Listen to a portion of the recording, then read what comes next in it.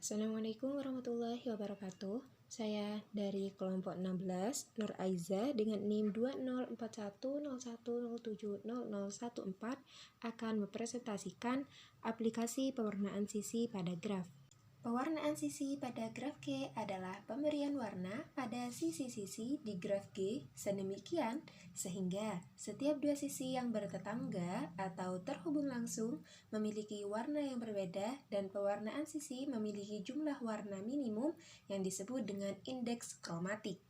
Contoh 1, diberikan graf B dengan himpunan simpul VB sama dengan V1, V2, V3, dan V4 dan himpunan sisi memiliki EB sama dengan E1, E2 sampai hingga E6. Dan gambar 1 ialah pewarnaan sisi graf B dengan 3 warna. Selanjutnya contoh yang kedua, yaitu sebuah pabrik reparasi mobil menerima 8 buah mobil rusak yang harus direparasi.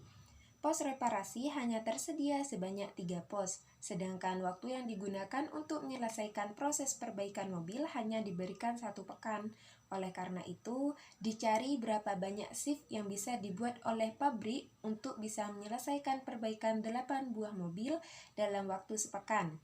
Adapun langkah menyelesaikan masalah di atas sesuai dengan pengaplikasian pada pewarnaan sisi pada graf, yaitu yang pertama, menggambar sisi dan simpul pada graf. Simpul A, B hingga H dipresentasikan sebagai jumlah mobil yang rusak dan diperbaiki. Sedangkan simpul R1, R2, R3 merepresentasikan 3 pos yang tersedia. Pada gambar 2, skema jadwal reparasi pabrik mobil yang dipresentasikan dalam graf. Setelah sistem kerja pabrik reparasi mobil dipresentasikan ke dalam bentuk graf di atas, selanjutnya ditentukan pembagian jadwal penggunaan tiap tempat untuk masing-masing mobil. Pembagian jadwal di sini dibuat dalam bentuk kerja shift. Cara pelaksanaannya adalah dengan menggunakan konsep pewarnaan sisi pada graf. Selanjutnya, mewarnai graf. Diasumsikan bahwa setiap pos reparasi hanya bisa menerima 1 mobil pada 1 shift dan proses reparasi mobil pada tiap pos akan memakan waktu yang relatif sama. Misalkan, dimulai dari jadwal mobil B pada pos R1. Pada sisi tersebut diberikan label A kecil yang merupakan shift kerja pertama hari pertama. Diasumsikan pula bahwa shift bekerja dapat berubah sesuai keadaan. Namun, suatu pekerjaan yang dilakukan pada shift tersebut harus terlebih dahulu diselesaikan sebelum melanjutkan pergantian shift.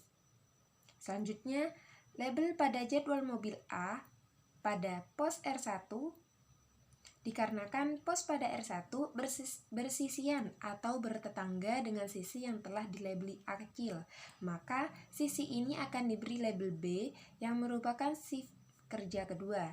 Namun, pada jadwal mobil A di pos R2, karena kedua simpul tidak bertetangga dengan yang telah dilabeli A kecil, maka dapat dilabeli kembali dengan label A yang berarti bahwa mobil A mempunyai jadwal reparasi di pos R2 pada shift pertama, kemudian di pos R1 pada shift selanjutnya. Hal yang sama dilakukan pada jadwal reparasi mobil B pada sisi pertama yang bertetangga dengan simpul, dan maka sisi ini dilabeli C karena pada simpul di R1 telah ada yang dilabeli A dan label B. Selanjutnya dilakukan metode yang sama sehingga didapatkan warna minimum sebanyak 7 warna dari 16 sisi yang ada dengan menggunakan algoritma seperti di atas. Dari kasus ini, graf akhir yang didapatkan sebagai berikut, yaitu pada gambar tersebut yang telah ada warnanya. Gambar 3, graf representasi jadwal reparasi mobil yang telah dilabeli dan diwarnai. Dengan demikian, dapat disimpulkan bahwa dari 8 buah mobil klien pabrik yang direparasi dalam 1 pekan dibutuhkan paling sedikit 7 shift kerja pada 3 pos reparasi. Contoh 3. Pada suatu universitas, terdapat 13 fakultas yang membentuk tim untuk bertanding dalam liga olahraga mahasiswa tingkat universitas tersebut. Liga mahasiswa ini dilaksanakan dengan sistem setengah kompetisi. Liga mahasiswa dibagi menjadi dua divisi, yaitu divisi utama dan divisi 1. Divisi utama terdiri dari atas 7 tim dan divisi 1 terdiri dari 6 tim. Universitas hanya memiliki 3 buah lapangan dan setiap harinya pertandingan dilakukan dalam 2 kloter, yaitu pagi dan sore. Hari pertandingan dalam satu divisi harus berselang 1 hari, dan pertandingan divisi 1 harus lebih dulu selesai dibandingkan dengan divisi utama. Keterbatasan ini membuat penjadwalan pertandingan menjadi sangat penting karena efektivitas penjadwalan memengaruhi lamanya kompetisi ini berlangsung. Banyaknya tim yang bertanding dan pembagian menjadi 2 divisi memungkinkan Liga Mahasiswa ini berlangsung lama. Semakin lama kompetisi berlangsung, maka semakin banyak dana yang dibutuhkan. Dengan aturan dan keterbatasan di atas, Ketua Pelaksana ingin mengetahui jumlah hari minimum yang mungkin untuk melaksanakan Liga Mahasiswa ini. Semakin sedikit hari pelaksanaan, maka semakin sedikit pula jumlah pengeluaran. Permasalahan tersebut dapat diselesaikan dengan teori graf, khususnya pewarnaan graf. Hal pertama yang harus dilakukan adalah merepresentasikan sistem pertandingan setengah kompetisi dengan menggambar graf. Kita misalkan peserta divisi utama adalah fakultas A, B, C, D, E, F, dan G, sedangkan peserta divisi 1 adalah P, Q, R, S, T, dan U. Pertandingan sistem setengah kompetisi kedua divisi tersebut dapat dipresentasikan sebagai berikut. Pada gambar 4, yaitu representasi sistem setengah kompetisi divisi utama dengan graf lengkap. Seperti itu gambarnya, grafnya. Lalu gambar yang kelima, representasi sistem setengah kompetisi divisi 1 dengan graf lengkap. Yang gambar 4 divisi utama, yang gambar kelima yaitu divisi 1. Simpul yaitu sebagai tanda tim dan sisi menandakan pertandingan yang terjadi. Setelah direpresentasikan dalam bentuk graf, langsung saja mulai algoritma pewarnaan sisi pada graf. Dimulai dari pewarnaan graf pertandingan divisi utama. Berdasarkan teorema Fielding dan teorema pewarnaan graf lengkap, karena peserta divisi utama berjumlah ganjil, yakni 7 peserta, maka jumlah warna yang dibutuhkan adalah 7 warna. Maksimum banyaknya sisi graf lengkap Kn yang dapat diberi warna sama adalah N-1/2, karena setiap dua sisi yang berlainan bertemu pada simpul yang sama. Untuk divisi utama ini, lakukan algoritma pewarnaan graf lengkap untuk N ganjil, yaitu grafnya seperti gambar 6, warnai semua sisi terluar graf lengkap dengan warna yang berbeda.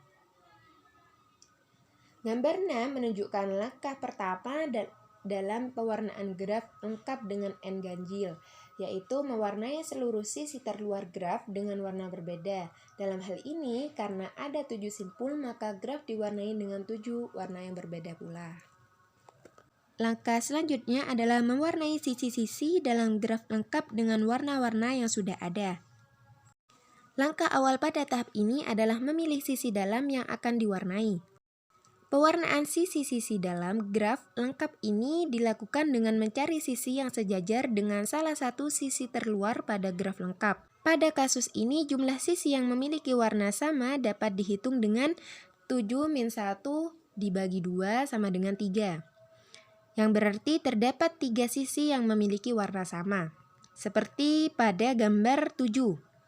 Pilih sisi yang sejajar dengan salah satu sisi terluar dan warna dengan warna yang sama, yaitu terdapat 3 sisi yang memiliki warna sama.